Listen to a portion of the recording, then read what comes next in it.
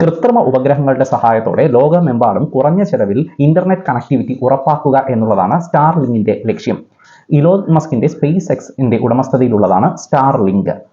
ആയിരക്കണക്കിന് കൃത്രിമ ഉപഗ്രഹങ്ങളുടെ സഹായത്തോടുകൂടിയാണ് ഈ പദ്ധതി നടപ്പിലാക്കുന്നത്. ലോകഗതിയെ തന്നെ മാറ്റിമറിക്കാൻ കെൽപ്പുള്ള ഈ പദ്ധതിക്കെതിരെ അഖില ലോക പിന്തിരിപ്പൻ പാർട്ടി പ്രമേയം പാസാക്കിയിരിക്കുകയാണ്.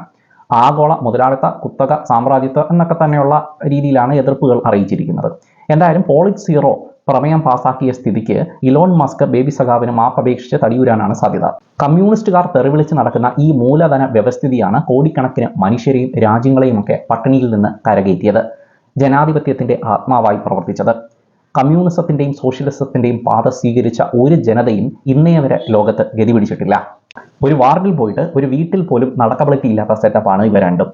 മനുഷ്യന്റെ ജനിതക ചോദനയുടെ വിപരീത ദിശയിൽ സഞ്ചരിക്കുന്ന രണ്ട് വ്യവസ്ഥിതികളാണ് ഇത് രണ്ടും.